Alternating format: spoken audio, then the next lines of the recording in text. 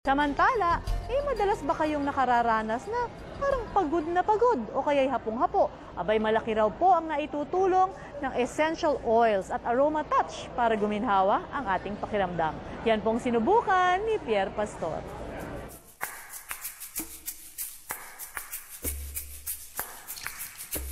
Isang wellness regimen ang tinatawag na aroma touch technique. Ito ay pinag-aralang pamamaraan ng paglalagay ng essential oils sa tinatawag na energy meridians at visceral contact points ng ating katawan.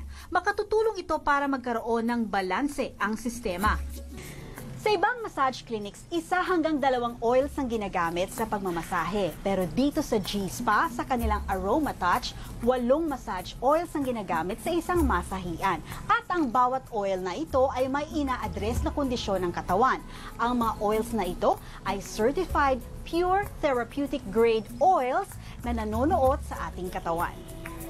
Tig 2 oil para sa stress reduction, para sa resistensya, 2 naman para maalis ang mga pamamaga, 2 rin para sa overall balancing.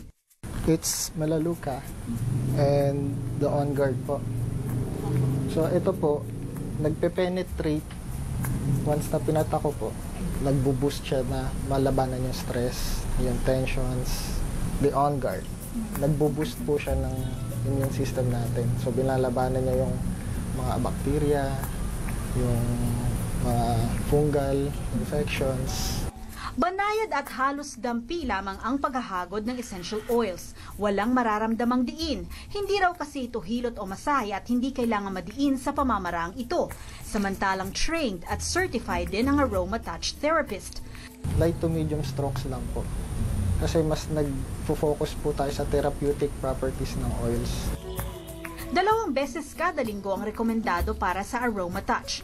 Pero kung masyadong busy at walang oras, pwede namang gumamit pansamantala ng lavender spray na ilalagay sa palibot ng kama, sa unan o mga linya ng kwarto. Ang amoy ng lavender na may halong iba pang essential oils ay makatutulong na rin pantanggal ng pagod at stress. Makakatulog ka na maayos.